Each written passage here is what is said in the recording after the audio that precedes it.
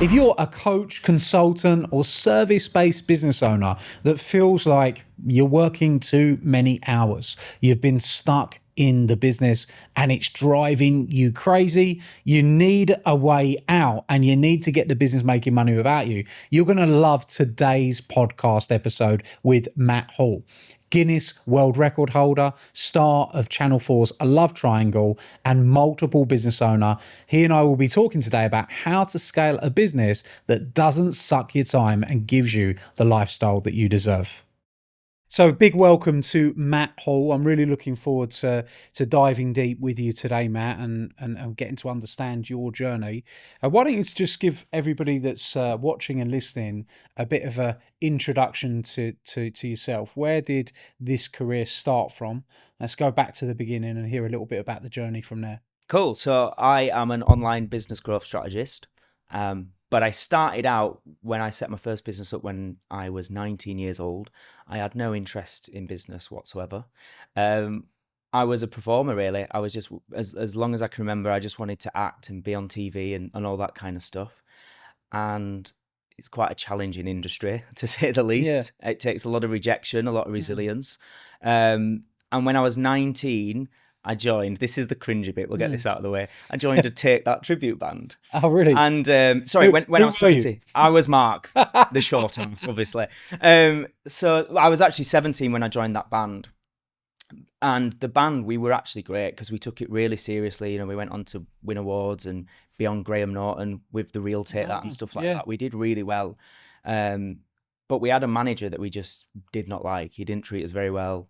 He wasn't a very respectful guy. So at 19, the lads are like, I want to keep being in this band, but I don't want to work for him, but I don't know what to do. So naive 19-year-old me was just like, I could maybe buy us some speakers. You know, I'm living at home at the time with my parents. And that was the idea for having a business. It was just to help us, really.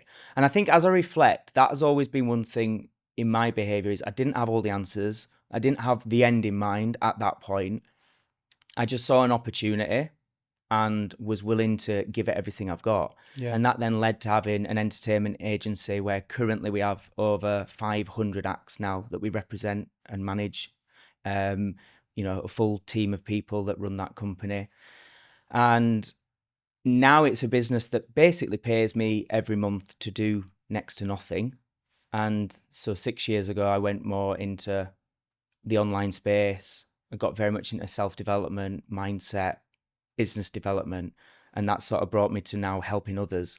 Because I would say how I help people today is based on years of getting everything wrong. So those first 8 years in business, there was just years of hiring the wrong people, trusting the wrong people, having money stolen from me, you know, losing money, just because I didn't understand business. I just saw opportunity and ran with it.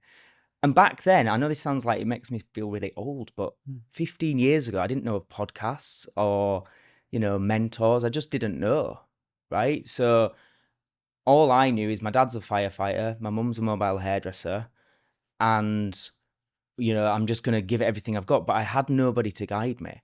And I think you kind of forget that, like how much the world has progressed. And, you know, it feels like everybody knows what podcasts are now and YouTube, and it's obvious you can just read books and things like that. But back then it wasn't. So really, I think it was 7 or 8 years of getting everything wrong, making probably every mistake you could. And then over time, figuring out there's a much smarter way of doing it. So you took the opportunity, you went out and started doing it and running the business. And did you have a bit of a rude awakening then? Did you feel like, were there some moments where you felt like, I'm not cut out to do this? Or did you say to yourself, I don't know how to do this? Did you have like frustration? And, you know, how bad did it get as you were going through that learning curve? Because I think a lot of people don't really express, you know, what that frustration is like, right. You know, and they minimize it. But I think it sounds like you had a lot of ups and downs, right? Absolutely. Yeah. And I would say more down than up, really. Right, yeah. Genuinely. One thing though, as I reflect, I always believed I'll figure it out. Yeah, and I think you need that, don't you? Yeah. And I think that even when it was never like, because you do have moments where you think, what's the point? It's too hard. But there was just, for me, there's no alternative. I know I can figure this out. I know other people have been successful. So why not me? And so I think I've always had that, even when I've not had a clue how to figure it out. I've had the belief that I will figure it out as long as I don't quit. But I would say it was about 8 years in, I was in a relationship with a girl for nearly 7 years. And that was, the woman that I thought I would marry, have children. And basically, when I started the business at 19, I thought by the age of 30, I'll be a millionaire, married, kids, I'll be a success and all that kind of stuff. I thought I'd be you, basically, Adam. I thought I'd be well, I'm not married. Like, kids. No, but okay. No, yeah. And I think a lot of people have that, don't they, when they're like 18, 19. That's what they value as success. Marriage, kids, successful, financially. And I got to, I think I was 27, 28. And me and her at the time went through a really shit breakup. And that was the real turning point for me, because I'd put on a bit of weight. I ran a business that just kept me really, really busy and struggled to break even. I am now single at 27, 28, which is a couple of years away from thinking I should be married with kids, right? I'm suddenly having to go on dating apps, which didn't exist when I got in that relationship. I'm like, oh God, and I felt really old, like doing dating apps at nearly 30. And that was where I just thought, I've got no idea what success is, or I feel like, have I been chasing the wrong metrics? Because a lot of my friends, they went to university, they were partying, they were doing all that. I wasn't. At 19, I'm building a business and I'm in a relationship. So that led me to have a bit of a, I would say, identity crisis, a bit of a, what is the meaning of life? What is success? And it's actually that led me to start my podcast. And so, as you know, because you've been on the show, every episode, the final question I ask every guest is, what is your personal definition of success? And that's been from day one, I've asked that question. Because that's why I started it. I wanted to learn from people who we perceive to be successful. Like, what is it really? Because everything I thought it was, it turned out maybe it wasn't. Yeah, it's interesting, the tests and the challenges that you get. But what I actually find really interesting is that you had a belief that you would figure it out. Because you said, I started a business, I didn't really know why I started it, but then you got really committed to that business, didn't you? Yeah. And kept pushing it on no matter what. Yeah. And then, like you said, you got rocked at 27 because you got this identity crisis. But how was the business going? You said you signed all these acts. Yeah. How did that all? You were getting these people. How were you going out and getting those inquiries, those leads? How were you finding the acts? What were you doing? For us back there, it was a combination of going to showcases in person, but it was also Google Ads. We invested heavily in that. Cool. Because obviously that kind of business model, people are searching specifically for what you do, right? So if they want a ABBA tribute band for a wedding, they type that in. The idea is we needed both SEO to come up organically and the Google Ads to bring us in there as well. So they were our main two things, really. And we still invest heavily. So you had your take that tribute turns into this spiraling, kind of thing. What did the breakup with the lady that you mentioned? Yeah. Do you think that was driven at all by how hard you're working within the business, or do you think that was unrelated? It's definitely related. There's things she did that were wrong. Yeah. But in terms of taking personal responsibility, there's definitely things that I did that were wrong. And one of them, I will openly say, I don't think I'm the easiest person to be with. I don't think many entrepreneurs are. Because we do, from a place of passion and drive or whatever it is within us, we do struggle to switch off. Yeah. Or a lot of us do, right? And for me, it was relentless. It was 7 days a week. If you think about it, because as you touched upon there, I was still performing, and being active in the band. I would be traveling sometimes 6-7 hour journeys on the weekend, get to a gig, sound check, wait around in the dressing room, do the show, give everything I can on stage, pack down, go back. I mean, unbelievable hours. I feel when I reflect, I spent most of my 20s exhausted. Yeah. To the point of feeling ill. Yeah. It's such an, what you're describing is all the elements. I think it's really good for anybody that's listening and watching that's building a business, because you're describing an owner-operator model where you're the owner, but you're in there operating, and you're the owner, operator and artist, where basically you're doing absolutely everything. Basically, we're stupid. We're not necessarily stupid, but I think it's something that everyone does, especially within their, within their first well, this is obviously your first business, right? Yeah. And since then you've had other businesses, and you probably do have a different approach, Totally right? different. Yeah. Which Well, is because it was such a hungry beast, because we had high overhead. So we've then, within a few years, we've now got a premises, we've got rehearsal studios, we've got vans, we've got speakers, we've got lighting, we've got costumes, we've got Facebook ads, Google ads, all this stuff, and full-time and staff. you also had to learn all of that, right, at a young age. Absolutely, yeah. You know, So it was a model and that that kept business me. is still operating, right? Yeah. So that's still going today. Today, yeah, this 15 years this year. 15 years. Well, congratulations. Yeah, That's mega. to have survived. So 15 years that business has been running. Yeah. How long did you owner, operate, slog your guts out on it? And what was the turning point that got you to change it? And it'd be cool to hear about the change actually as well. And what were the things you changed? So I had a business partner early on, and he was probably 25, 26, but he seemed really old to me at the time, because he had another business already, and his family were quite wealthy. So I thought that he's a great person to learn from and have as a bit of a mentor. But I actually say, and it's no shade on him, I still think he's a good guy and all the rest of it, but I think he gave me one of the worst pieces of advice you could ever give. And that was a few years in. He said, let's not employ anyone. Because if that's an extra, at the time it would have been 20 odd, K. Yeah. He was like, that's an extra grand each in our pockets and things like that, because we were 50-50. Yeah.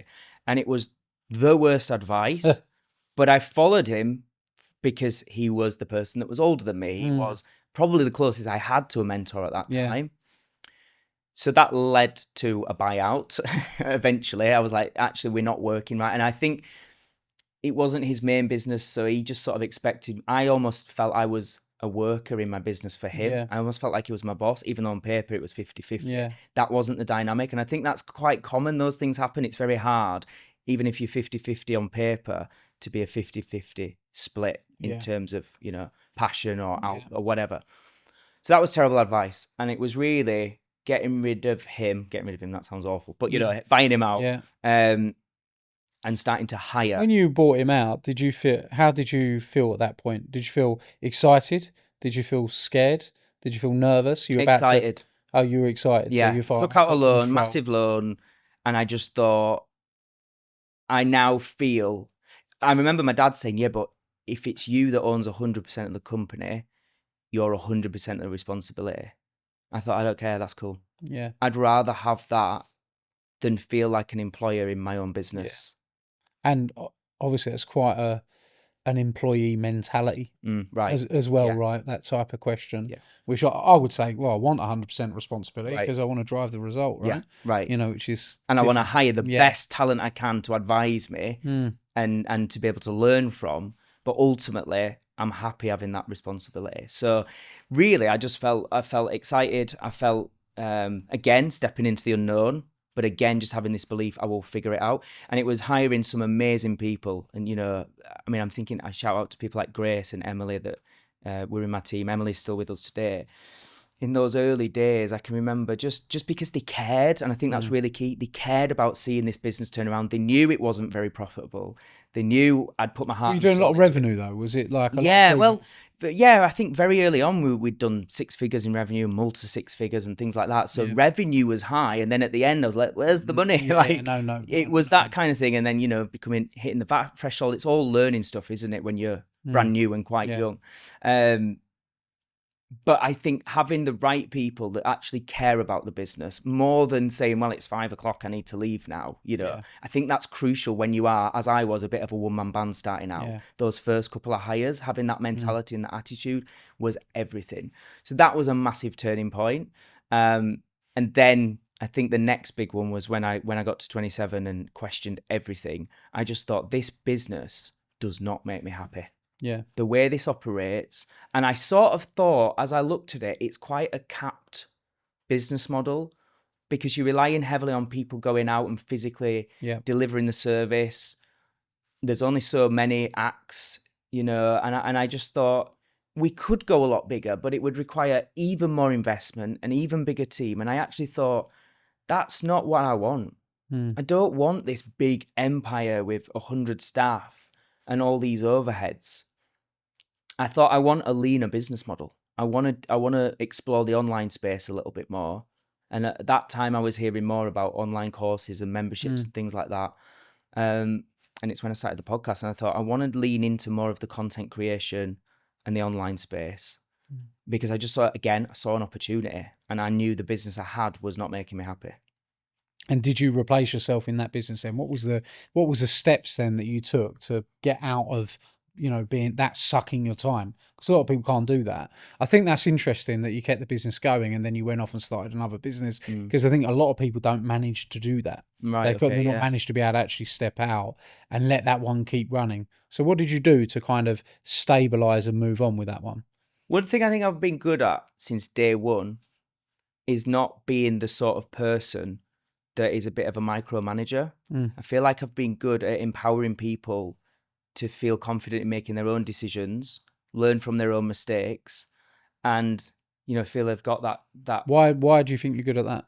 What is it you've done? What's the process behind that? So for me personally, I like to believe I'm the dumbest person in the room. Right. I like to have a team around me where I'm like, I can learn from you. And I think I've always had that mentality. I've always believed I've got work ethic, drive, and I'm open to learn. But I've never been that person in the business, like, just because it's my business on paper and I'm director, CEO, whatever. It's not like I'm the smartest person, therefore it's my way or the highway. I've never been like that. I've always been, and I think one of the key things as a business owner is you've got to learn to get good at hiring, which I wasn't. I hired the totally wrong people based on emotion and gut instinct and not the right metrics, right? And that's what led to them having to let people go, which I will still say to this day is probably the worst part of it for me, was having to let people go in some of those early days when I still felt like that. I was hiring people 20, 30 years older than me, and I felt like a kid and that person had children, and families to feed and so on. One of the worst things I would say is that. But yeah, I've always, but that taught me very fast, you've got to get better at hiring. And that's quite a painful process if you keep getting it wrong. So I managed to find some amazing people, and not just skill sets and talent, but in terms of values and ethics. And that was key for me, because growing up in the performing arts industry, I saw a lot of the opposite. And it was kind of those stereotypical, wealthy agents that just cared about the commission, didn't care about the welfare of the artists or even the venue. Like, I saw a lot of that, and I thought, as an act coming into this business, one thing that is vital for me is that we care about the people. And I've always said from day one, business is just purely relationships. That's it. It's about building good relationships with people, and at the heart of it, that's everything. And I think that's what I managed to do with my team. I've just got great people. Did you put any process in for hiring for you? Was there some things that you changed? Were there some different questions that you asked people? Did you frame the interview? What did you do personally to improve that hiring process, do you think? One of the things is I would get a couple of us to interview, not just me, and get us to interview separately, so that there's that unbiased, because I think it's very easy. Right, with each other to go, I think they're really good. Oh, I think they're good too. And actually, you didn't think that.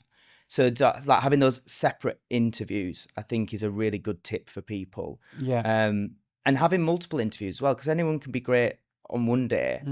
But I actually think it's more like 3 to 6 months in that you really start to figure out who somebody is. It's that kind of old cliche thing of hire slow, fire fast, right? And I think there's a lot of truth in that. So that's one thing, is to slow down, because I'm very much gut instinct, move fast. And I don't think in hiring that's clever. No, it's definitely not clever. It's never, if you looked at it's something I don't do in my own business, actually, at all.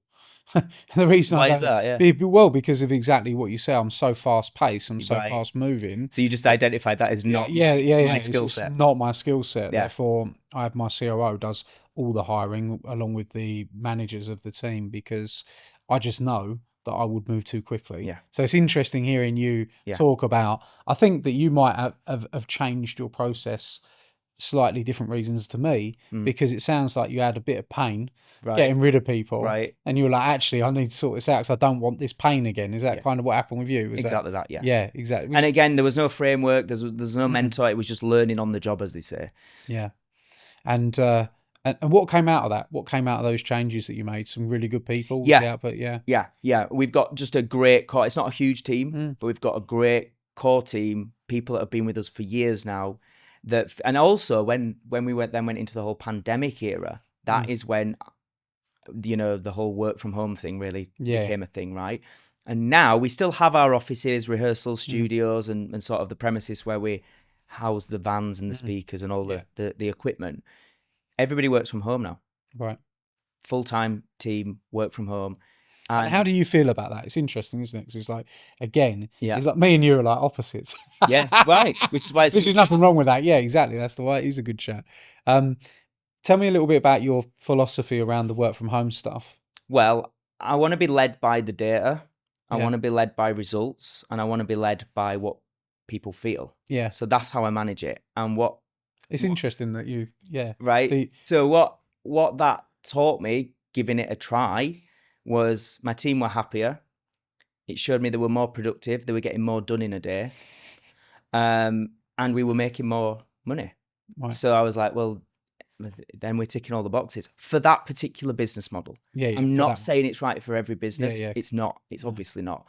But in that business, it works, and it works really well. And especially now with technology, especially as we're talking about AI, but even just things like WhatsApp voice notes, and you can feel like you're in the room. You know, FaceTime, Zoom, all that kind of stuff. But the feedback I was getting from everyone is, you know, they'd end up chatting about Emmerdale for 20 minutes about, did you watch Emmerdale last night? You know, all that kind of crap. And then they'd be feeling pressure like, shit, I've not done what I need to do. And now it's running out of time, and all that's gone for them now. Do you know what? I think that if you have the right people, then it really can work. Because if people are just responsible by nature, then I think that it can actually work. I would say I'm lucky that I've got that. Yeah. Lucky / we've gone through a lot of people that weren't that. We have now, at the moment, at this time of recording, we've got, please don't let it, we've got some amazing people who care about the business still, who care about their reputation and doing a good job. And they don't want to cut corners. Yeah. If you've got that makeup of the team and your people really care, they love you, they're responsible, they want to do the work, the culture's good, and they want the success, then I think it can work. But I think when you then go maybe 12, 15 people in a team, 20 people, 100 people in a team, that's a lot harder. And we're not that. We've stayed relatively small. So for this business model, it works really nice. No. So from there, you've built this business, you've stepped back, you've come out of it, you got into the coaching world, but you also had this breakup at 27, which sounded like was pretty significant. You went on this, did that TV program, you started on a TV program. Did that come straight after? Was that a little while after? Tell us a little bit about that. So the TV show has been quite recent. Okay, quite recent. I mean, it aired a year ago. Yeah. At the time, that big significant breakup, as I said, I questioned everything. And that was then where I did the opposite to everything I've been doing. So I'd been so focused on building a business. I was the person not partying, none of that. I was in a committed relationship. Then fast forward to that moment, I was going out drinking all the time. I didn't want a business. I was like, it's just a big hassle. And I totally, and because I thought, have I missed out on what I'm supposed to do in my 20s? And I tried to make up for it and cram in probably 3-4 years of partying into 3-6 months. Right. And just had a bit of a meltdown. It's probably one of the best ways of describing it. But then that led me, coming out of that, I realized I can't keep doing this and nobody's going to change this situation. I'm clearly unhappy. I'm clearly trying to drink away my problems. And actually that's not me. And it never has been me. So I've got to do something about it. So then that led me into getting a mentor who actually is based around here, but I won't mention his name. Because that didn't go very well. Best way I would describe it is he was like a bit of an Andrew Tate style mentor. Bit of a bully, quite manipulative, definitely narcissistic behavior. And so then that was another... This wasn't me, by the way. Yeah, honest. I said I wouldn't name him. Yeah, but it was a terrible few years I had with you, Adam. I'm kidding. It was... Oh, it doesn't sound good. It taught me a lot. Yeah. And I always have that attitude. A lot of people think, oh my God, it was so toxic. It was horrible. It was pretty shit at times, actually. But I learned so much about how not to be. And I learned so much about this industry and what it can be, the online coaching space. that kind of bro marketing style stuff and all that. And I learned a lot about what I don't want to be. But I kind of, again, because I was coming out of that period of that identity crisis, I It sounds latched like you're onto that. probably in a vulnerable moment, right? Or whatever, yeah? I guess I was. Yeah. I was. And he embodied what I thought was success. He was in great shape, charismatic, married, kids, 8-bedroom manor house. He posed that everything that I'd said I'd wanted to be and hadn't achieved, he looked like he had. So I was like, I can learn from him. But actually what he tried to do is just make me a mini version of him. Yeah. And it's like, you need to be more macho. You need to be more aggressive. It was that kind of advice.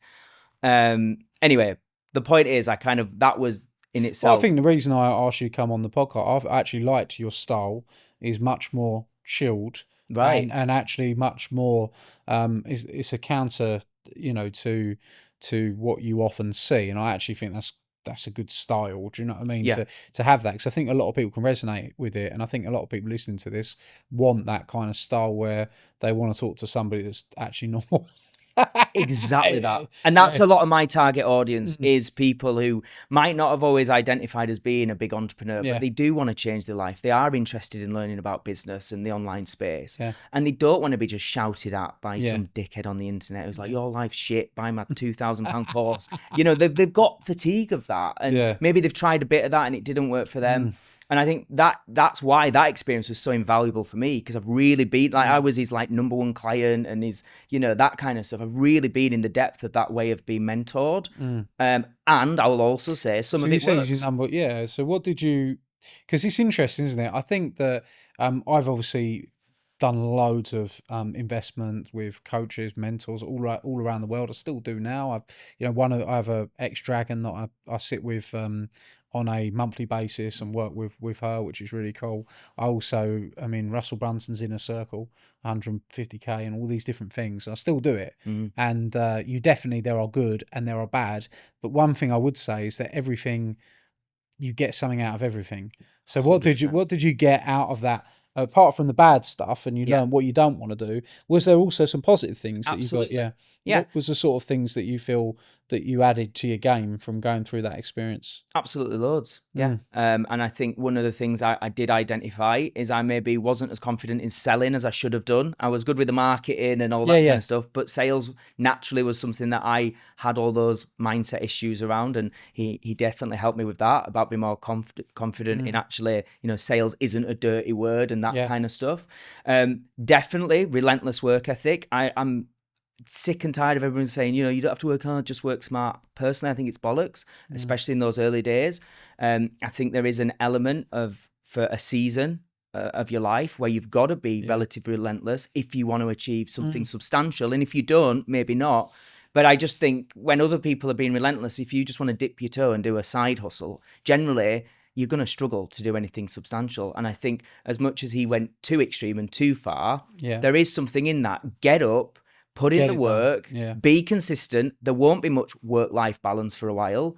And that's what it takes. And I do agree with that. I honestly do. So there was those kinds of things that I still stand by today. But what I will say is when I left him, because he sort of, one of the things he told me to do was a bodybuilding competition, which is not me at all, which then led me to have an eating disorder throughout that process. So again, towards the end, that was a really tough, the last sort of 6 months or so. And what actually happened is I did the competition. I actually got placed in the finals. Did you? Yeah. I left that day and ended that relationship. Didn't go to the finals because I just knew this whole path I'm being led down isn't me. It wasn't for you, yeah. And I've now got to take from this experience what is me and what is relevant and figure out how to get rid of all the other stuff, because it was, nearly 2 years of working with him day in, day out. So that's when, then that was a whole different journey of trying to figure out. And I just believe this last sort of chapter, these last 4 years or so since I left him, has just been finally, because I guess I have had a few identity crises along the way, finally just getting really comfortable with who I actually am, what I want out of my life, what my style is, and not compromising on that. Yeah. And It does sound like the approach that you've taken towards your coaching business is because you've launched a coaching business, right? You've been running that for a number of years. Yeah. And done really well with it, right? It sounds like you've taken a much nicer, softer, nurturing approach towards helping people get results. Oh, Is that the case? I definitely still give tough love. You do, yeah? Yeah, and my clients respect me for it. Yeah. You know, sometimes because I still need that. I think we all do, Yeah. to some degree. And one thing is, like, my best mate in the world doesn't care about business. He's not interested ever.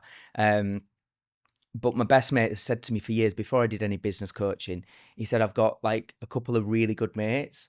He goes, when I need my back patting and they're there, it'll be all right, I go to this other mate. When I need the truth, I come to you. Even if I don't want to hear it, I know you'll give it. So that is still my style because it's who I am as a person. Yeah. I just believe in being really honest about stuff. And sometimes it might hurt, but if it's what you need, it's important. So I definitely still got that in me with my clients, but I've definitely just learned so much more about different people respond to different styles. And I think a good coach, a good mentor has that ability to figure out as best as possible, what does this individual actually need right now in this moment? And not just give it like that blanket, this is how I teach everybody, you know, tough shit. You've got to, you know, I think I've got really good through asking the right questions and picking up on body language or understanding what do they need to hear. And sometimes people need a kick up the arse. They do. And I do. Yeah, for sure. So where did this lead then? So the dating show, anyway, I will get there. I promise. No. So basically I got to a good place in life where I thought business is now doing well. I'm loving the online stuff. I'm blessed to have some incredible clients.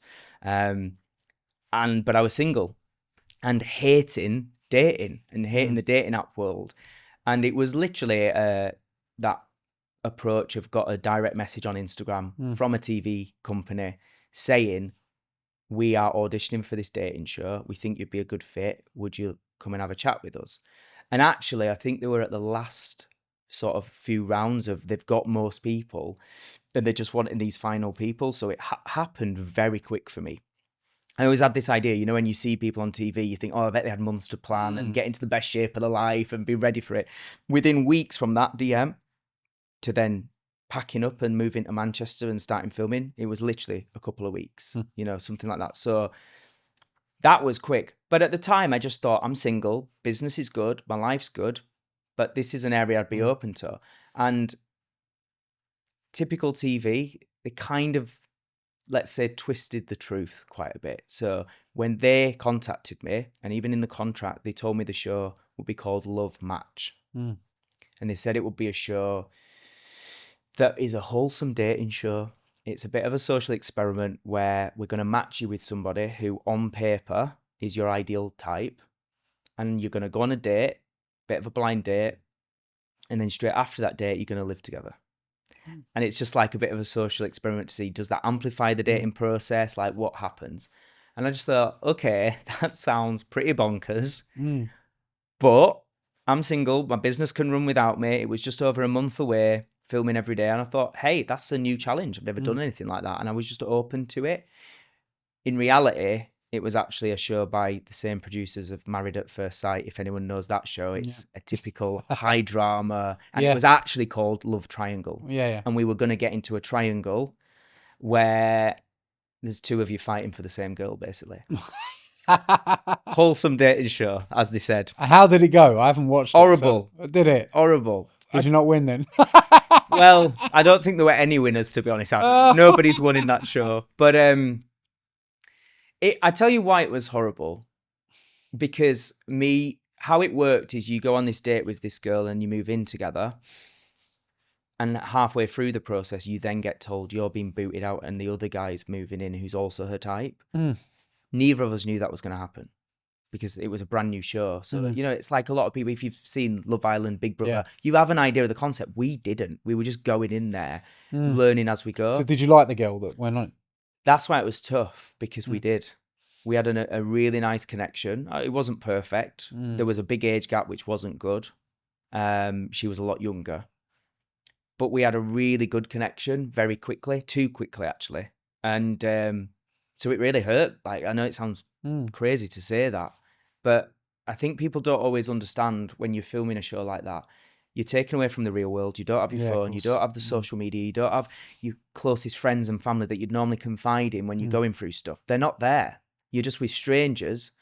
And it's not like you're not going to work. You're not doing, working on your business. You're just there, you and her, all day filming.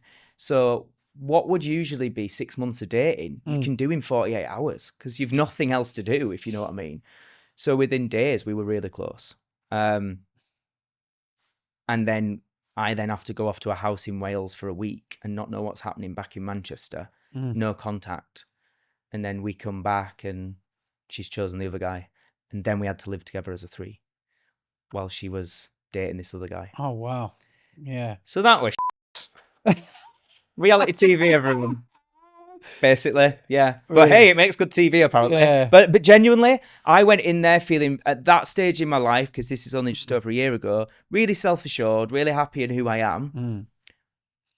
And in that environment, really struggled. Really struggled. And I would say like dating is still the thing for me that is the thing I am probably least confident in. So to do that on TV and have all those curveballs that are not normal, that's not normally what happens in life. Yeah.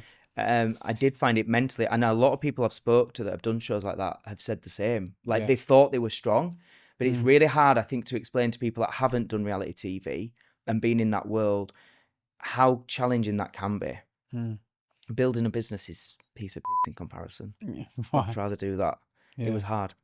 No. What happened in the end then? So you just came out of the situation, it just ended up, and that was it, right?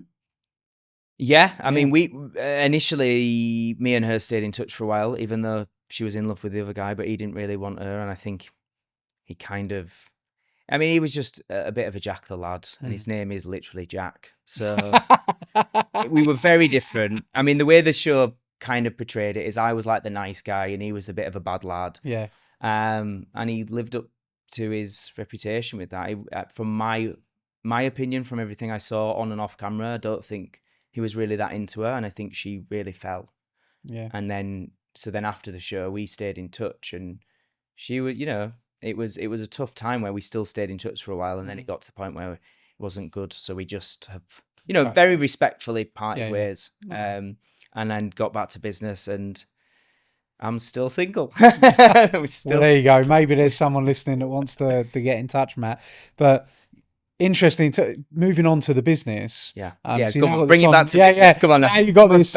Now you've got your online coaching business. Yep. You also broke a Guinness World Record, right? Right. So tell us a little bit about how did that come about? Yeah. What made you decide to go for that? What was the process? Because you're learning probably. I'm just completely bonkers and I do stupid stuff, I think.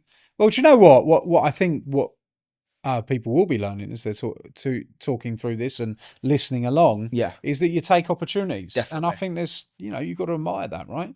If you've got to go, especially when you've got the opportunity to I'm a big believer in focus, right? So you're going to get much better results through focus, and often you've got to say no to different things. Yeah. But when you're in the position to take opportunity, especially a big needle moving opportunity like TV, a lot of people get the DM and don't do it, right? For fear, or what am I going to look like? How's it going to be? But that's a really great experience that you can take with you. And I agree with you as well about it being needle movers. And I've not always been great at that because I've not known what's going to move the needle, truthfully. But I'm a lot better at that now, much better at that now. But I still think in those early years, it's good to have that mentality if I don't actually know what the right thing is, but I'm just going to try shit. I was 19, for example, when I first started. So yeah, definitely. And that's normal, isn't it? I think that's it. Absolutely. If you're at the beginning, that's when you make your mistakes. Yeah. And it's good to, the sooner you make them, the sooner you go, oh, now I know why that doesn't work because I've lived it. And I believe experience is a much better teacher than reading books and things like that. And obviously I've got heaps of that because that was my thing. That is how I've learned, is from experience. But for the Guinness World Record, so it was when we were coming up to the 1 year anniversary of the podcast. And I often talk about Tony Robbins' success cycle and talk through those kind of 4 components of how you can identify what makes someone successful or what makes someone fail. And, he talks there about your belief in your potential, because these are like the 4 things. It's belief, potential will then determine the actions you take. The actions you take then determines the results you get, and then the results then feeds back into belief. And that's why he talks about, doesn't it? It's an ongoing cycle. And that was us when we started the podcast. So at the time I was doing the podcast with my cousin as well. And we were on this self-development / business development journey. And we just had this belief that anything's possible. Let's just take massive action and just go for it. So very early on in that podcast, we got some great well-known guests on there. We got into the top Apple charts. We were, I think, on launch, number 21. We were above Tony Robbins and Gary Vee and stuff like that in the overall charts, not just like the categories. We really went all in on that launch. And that's something I've become very good at, I think, is launching and doing launches well and putting time into them. So we went big with that. And then a year later, I was like, we need to really practice what we preach now and celebrate this with something special. And I just had this idea, why don't we look for something nobody in the world's done? What's the Guinness World Record for longest podcast? And I don't think there was longest podcast at the time. There might be now, but there was longest live audio stream is the official title. And we looked at it, and I think it were maybe 50 hours, 51 hours, something like that. I was like, we can do that. I was like, bollocks to it, let's do it. And so we did.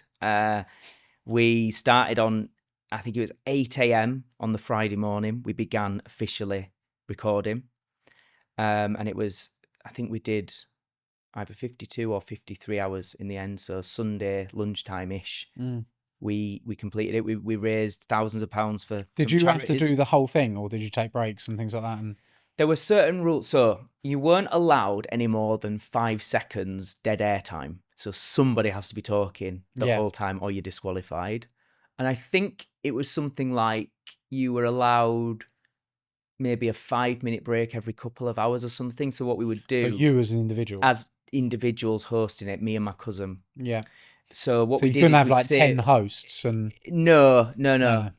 But what we did was save up those little, whether it be 5-minute breaks, 3-minute, whatever, to give us like a 40-minute break, I think we had each, that it amounted to out of 53 hours. It's not a lot. And the worst thing about that was we just tried to have a little bit of, this is like on the, after 48 hours or so of going, we tried to have a little kip. Now, if you imagine you're sleep deprived for 2 days and non-stop talking for 2 days, right?